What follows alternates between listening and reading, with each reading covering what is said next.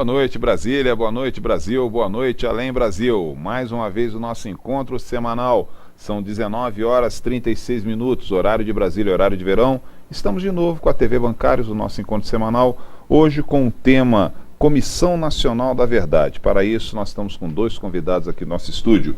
É o ex-preso político Gilney Viana, falei o nome certo, né? Que é coordenador do projeto Direito à Memória e à Verdade da Secretaria de Direitos Humanos da Presidência da República, e também o diretor dos sindicatos bancários, Vandeir Severo.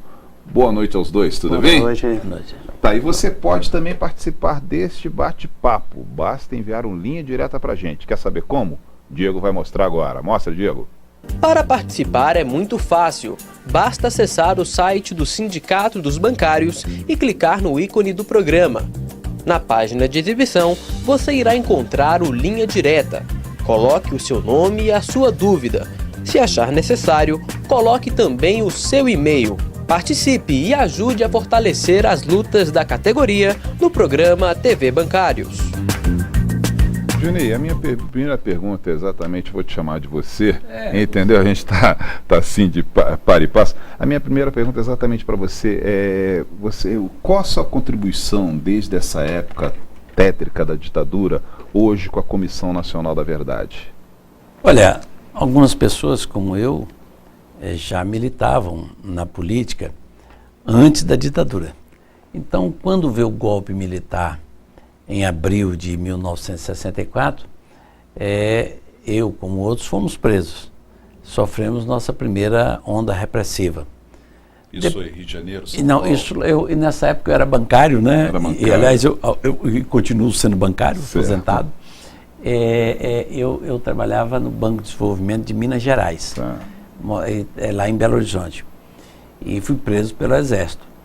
E depois eu continuei a minha militância política e mais tarde, quando eles fecharam as possibilidades de uma resistência institucional, e eu fui para a resistência clandestina e depois para a resistência armada.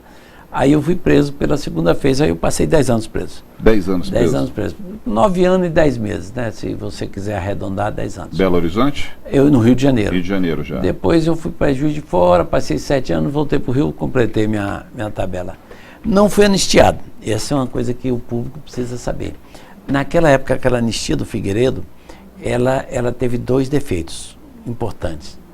Um é que ela não anistiou os presos políticos. E 2, anistiou os torturadores. E teve uma virtude grande, que ela incorporou à política todos aqueles que estavam clandestinos, estavam foragidos, estavam exilados, banidos. Então foi muito importante para a abertura política. Mas tem esses sinais, esses senões, essa observação que até hoje me espantou.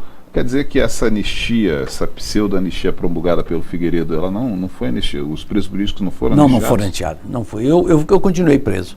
Eu estava lá no Rio de Janeiro e fizemos uma greve de 32 dias para denunciar exatamente esse caráter restritivo da anistia. E eu só fui libertado no Natal de 1979, quer dizer, 5 meses depois da anistia. E fui libertado sob liberdade condicional, que era o que o Código Penal permitia. E ainda continuei mais 5 anos cumprindo pena em casa, como se diz hoje. Então, não levei nenhuma vantagem com essa anistia.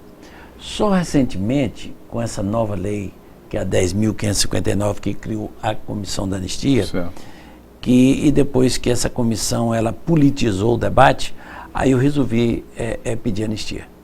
Mas nesta ocasião, o meu empregador, que era o banco, ele me chamou para um acordo. Aí eu fui reintegrado, ele aplicou a lei da anistia e depois eu me aposentei pelo banco. Sou um bancário aposentado, viu? Você falou bancário, vou aproveitar esse gancho aqui e perguntar para o Vandeir, que é diretor dos sindicatos bancários. Vandeir, sobre essa questão dos bancários perseguidos, vocês desenvolveram alguma literatura nesse sentido? O que você tem a nos dizer? Então, a gente já tinha notícias, nós já tínhamos muito da história desses bancários conhecido, e em dezembro de 2013 a gente resolveu também aí, apoiado pela Secretaria de Direitos Humanos, apoiado pela Comissão Nacional da Verdade, montaram a Comissão Nacional da Verdade, montaram a Comissão da Verdade do Sindicato dos Bancários. Essa comissão foi instaurada em dezembro de 2013, A gente entrevistou alguns bancários que passaram por esse período de ditadura, muitos que foram presos, alguns que foram dados como desaparecidos e que depois depois da anistia, só agora recentemente, nós encontramos um bancário, inclusive, que tinha mudado de identidade, que participou da guerrilha do Araguaia e que depois voltou a usar a sua identidade verdadeira, e só assim nós o encontramos há pouco menos de um ano. Entrevistamos, mas a gente descobriu muita coisa, essa comissão foi descobrindo muita coisa, então nós não vamos conseguir concluir o trabalho da Comissão da Verdade do sindicato junto com a Comissão Nacional da Verdade. Nós vamos precisar continuar o trabalho e a gente pretende gerar um material. Já tem muito material escrito, já tem muito material, muita entrevista, vídeos, áudios, e a gente não sabe ainda exatamente como nós vamos juntar isso, mas já é certeza que nós vamos, no mínimo, fazer uma revista com um resumo de tudo que foi conseguido aí por essa Comissão da Verdade do Sindicato dos Bancários aqui de Brasília. Ô Junei, a sua participação na Comissão Nacional da Verdade dentro da Secretaria de Direitos Humanos, um órgão da Presidência da República, vocês têm dado essa assistência a entidades sociais como os sindicatos bancários? Isso é mais um trabalho da Secretaria de Direitos Humanos da Presidência da República, porque nós estabelecemos uma linha de trabalho de apoiar iniciativas da sociedade civil, iniciativas de memória, de verdade e de justiça, e incentivar a instituição de comissões da verdade setoriais, como a Comissão dos Bancários. Como a comissão da CUT, como a comissão agora que tem uma comissão também dos professores, sindicatos dos professores, como a comissões da verdade de universidades, de sindicatos e tais. Por outro lado, nós incentivamos também a organização de comitês pela verdade, memória e justiça. Isso em vários lugares do país, no Brasil inteiro. E veja bem, eu falo incentivar porque isso são órgãos da sociedade civil. Não são órgãos do Estado. Nós apenas temos um papel de incentivar que eles assumam o seu papel histórico, de recuperar a sua história e de colocar a busca da verdade para a sua clientela, para o seu público-alvo, mas também para a sociedade. E com muito sucesso. Isso foi uma das boas coisas que nós conseguimos fazer na comissão, na Secretaria de Direitos Humanos. Aí você pergunta assim, mas o que isso tem a ver com a Comissão da Verdade? Tem muito a ver. Porque muitas dessas comissões setoriais fizeram acordos e convênios com a Comissão Nacional da Verdade. Sim. E muitos desses comitês fizeram pesquisas de dados, como a Comissão da Verdade dos Bancários fez, e ofereceu esses dados para a Comissão Nacional da Verdade. Eu digo com muita sinceridade, se não fossem os comitês e essas comissões setoriais e essas comissões estaduais e municipais, provavelmente o trabalho da Comissão Nacional da Verdade não teria sucesso. Eu vou fazer uma pergunta para você. Praticamente nós estamos já partindo para nós estamos já iniciando já a 16ª jornada em termos de anos do governo do PT aqui no Brasil.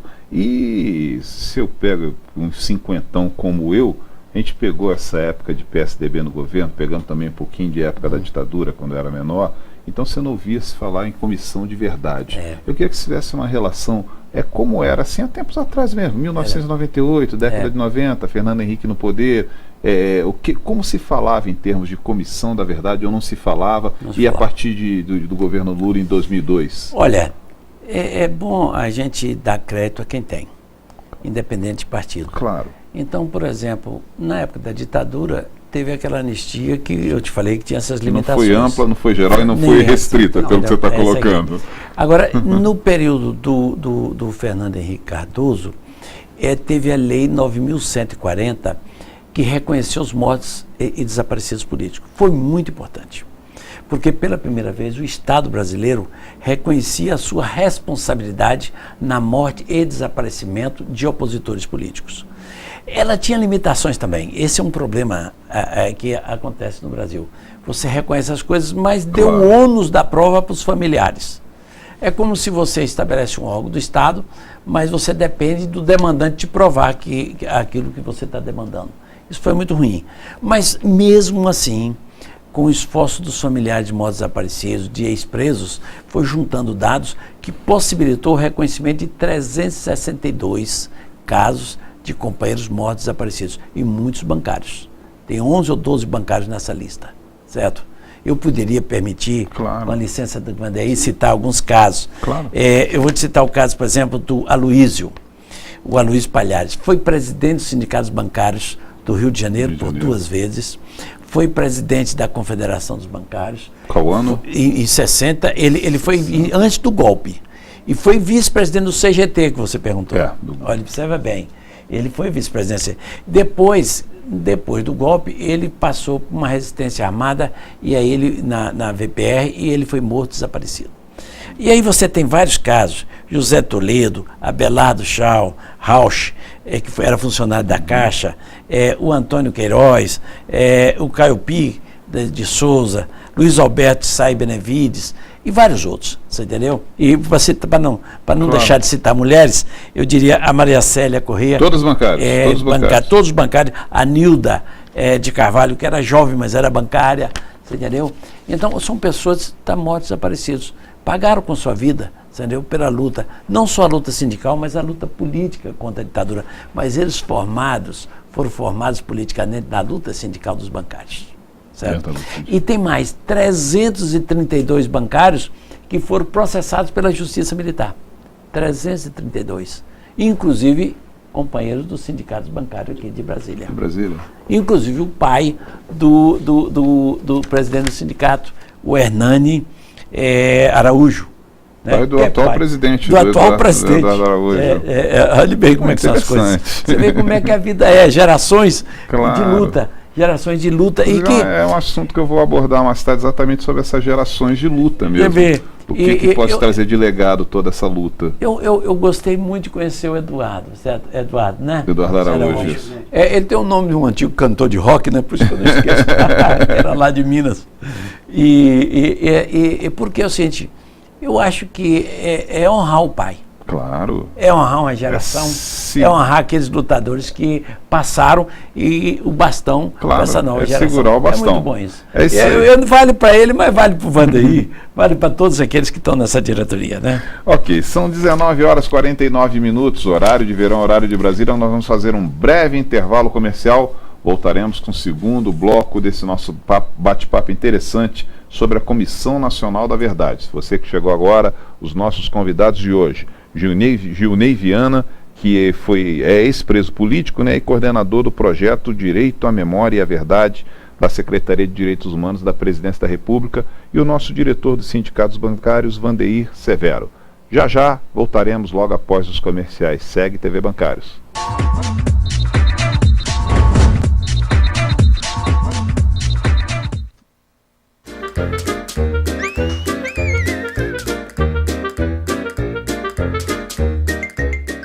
Os bancários sindicalizados que possuem o cartão de vantagem Seu Negociador têm até 80% de desconto em diversos produtos no Black Week, que será promovido de 8 a 12 de dezembro na sede do sindicato de 9 horas ao meio-dia e de 14 às 17 horas. O cartão Seu Negociador está disponível para entrega na sede do sindicato para os associados que ainda não receberam. Os bancários que quiserem se sindicalizar para participarem do Black Week podem preencher a ficha de filiação no sindicato. Confiram a prévia dos produtos no site outletbancarios.com.br. Para participar dos nossos programas é muito fácil. Adicione a Top TV Brasil no seu Skype. O endereço é Top TV BR. Depois, nossa equipe empenhada vai agendar sua participação no programa. É necessário possuir uma webcam de boa qualidade como essa e um microfone bacana. Em conjunto com as atividades da Comissão Nacional da Verdade programadas para acontecer no Congresso Nacional, o sindicato está organizando uma exposição sobre o período de repressão no Brasil, que ficará em cartaz na sede da instituição entre os dias 8 e 13 de dezembro. A mostra A Ditadura Militar no Brasil, de 1964 a 1985, A Verdade da Repressão, a Memória da Resistência, reúne documentos, parte do arquivo do sindicato, referentes aos acontecimentos da época.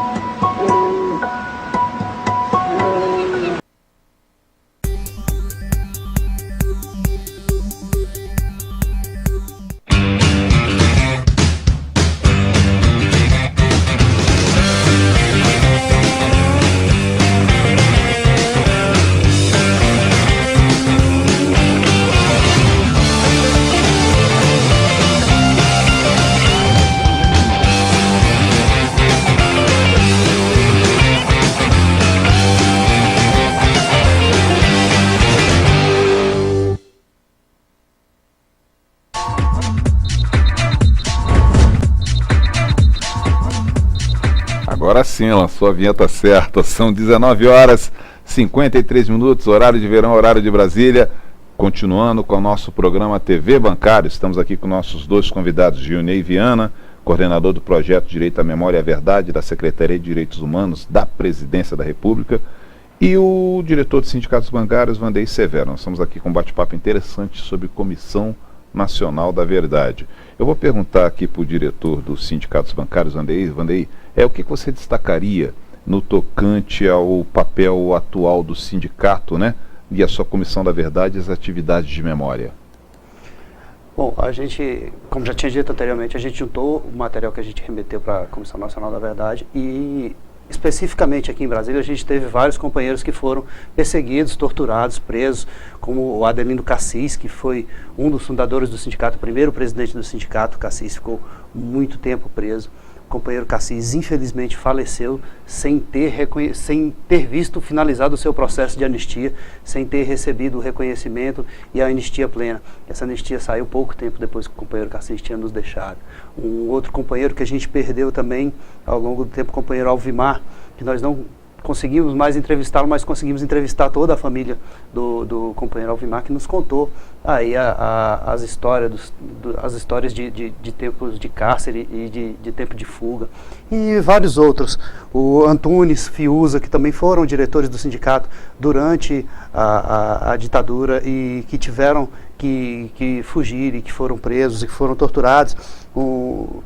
E assim, um companheiro jornalista, bancário e jornalista, o Arildo, que criou na época, junto com alguns bancários do Banco do Brasil, um jornal que eles chamavam de O Cebolão, que circulava entre os bancários e com o apoio do sindicato. E é claro que o governo militar, o governo ditador, ele perseguia em primeiro lugar o sindicato. Então o nome daquela Praça do Cebolão é tudo a ver. A Praça do Cebolão tem a ver com o jornal Cebolão. Os nomes se confundem, ninguém sabe dizer. Claro. Tem uma certa lenda em torno do nome da praça, inclusive.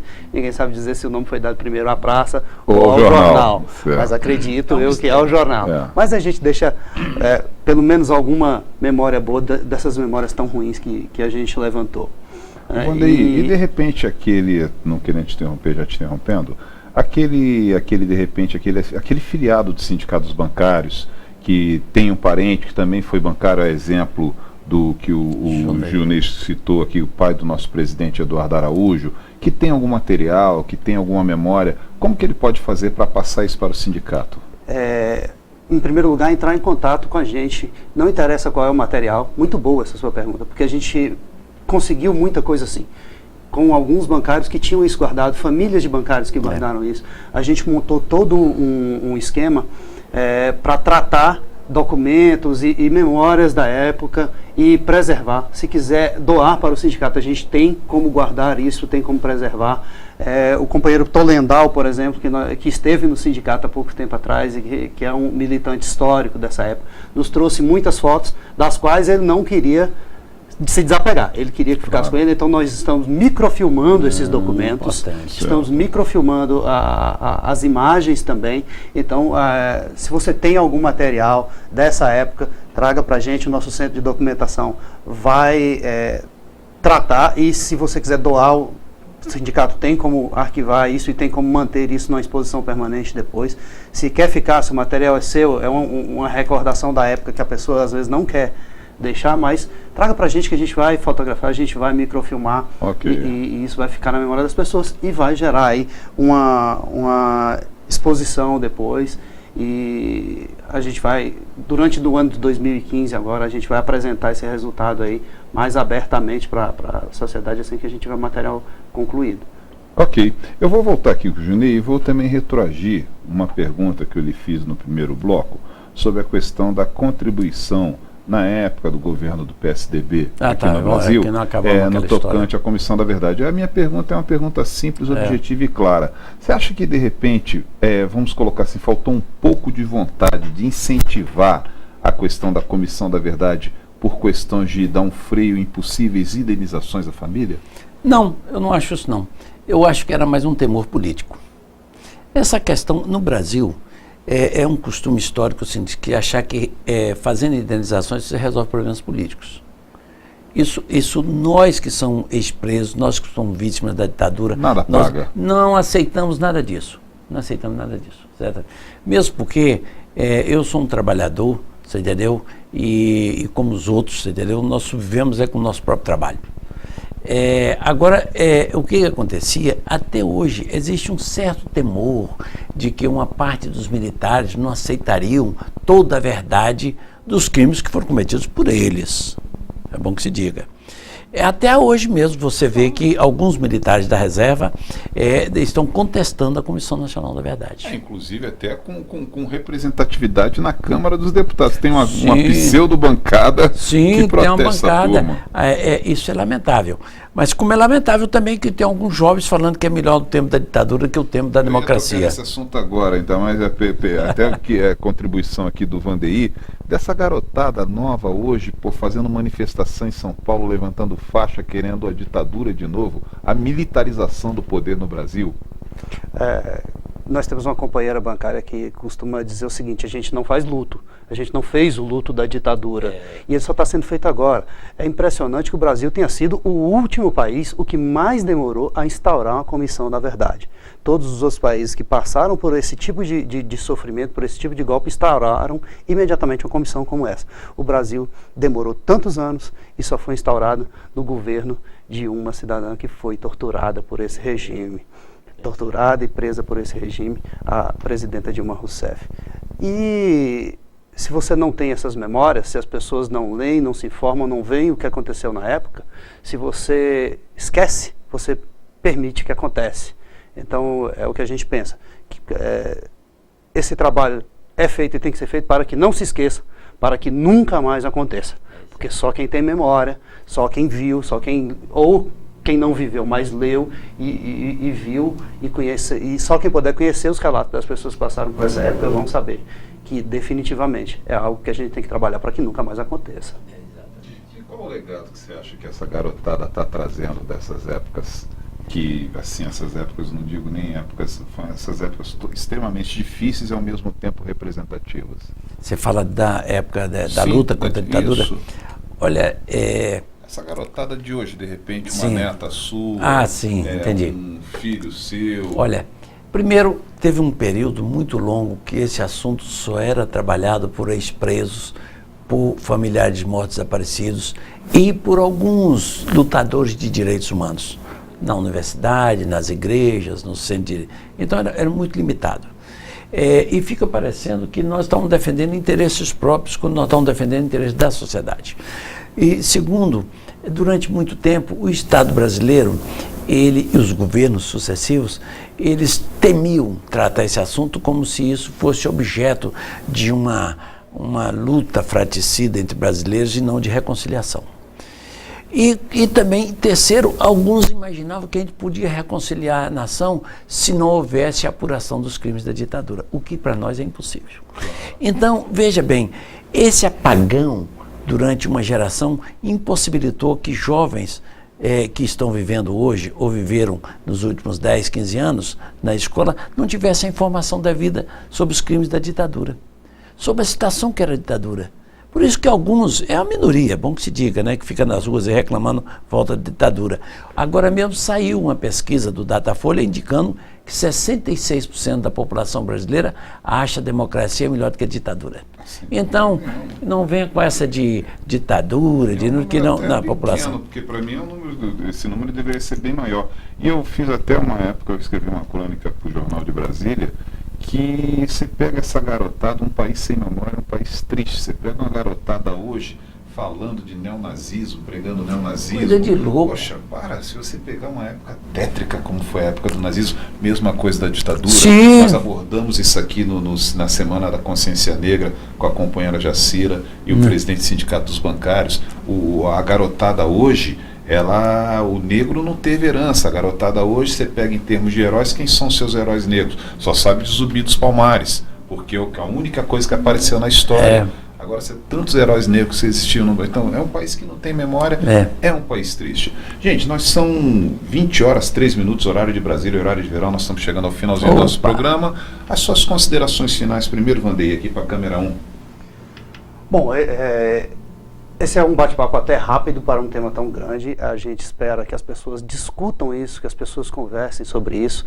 Essa semana vai estar sendo entregue aí, né, Júnior, o material feito pela Comissão Nacional da Verdade. A gente espera que a sociedade, os bancários e toda a sociedade se aproprie desse material, conheça, porque só o conhecimento pode nos levar a viver a liberdade plena e a democracia plena. Espero que esse trabalho todo aí feito pelas nossas comissões, pela Comissão dos Sindicatos e principalmente pela Comissão Nacional da Verdade, seja um trabalho que sirva para que a gente nunca esqueça, para que nunca mais aconteça.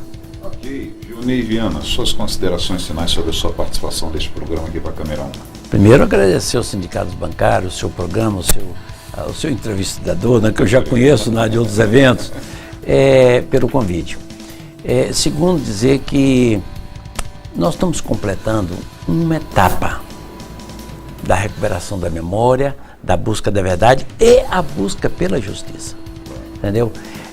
Eu acho que eu tenho uma expectativa positiva em relação à dimensão histórica do relatório da Comissão Nacional da Verdade.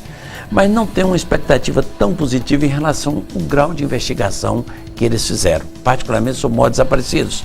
Acho que faltou muito em relação aos índios que foram desaparecidos e assassinados, em relação aos camponeses. Isso vai ficar em falta.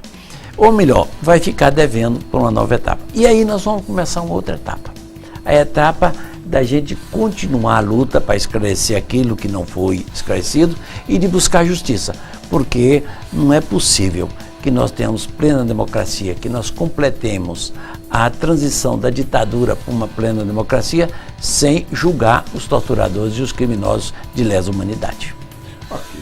Eu gostaria muito de agradecer a presença aqui do Gilney Viana, que é coordenador do projeto Direito à Memória e à Verdade, da Secretaria de Direitos Humanos da Presidência da República, a presença aqui do nosso diretor dos sindicatos bancários, Vandeir Severo, e como ele mesmo disse, o tempo é muito curto para um assunto tão extenso, por isso eu convido todos vocês a irem até o sindicato, né, ver essa exposição. Isso, beleza. Vai ser lançado muito ano bom. que vem esse livro sobre a Comissão da Verdade. É um assunto muito interessante, muito extenso. Mas agradeço principalmente a você que nos acompanhou durante esses quase 36 minutos que nós estamos no ar. Lembrando que nós temos um novo encontro marcado aqui na sua TV Bancários, nas próximas segunda-feiras, 19h30. Tenham todos uma semana hiper abençoada. Segue TV Bancários.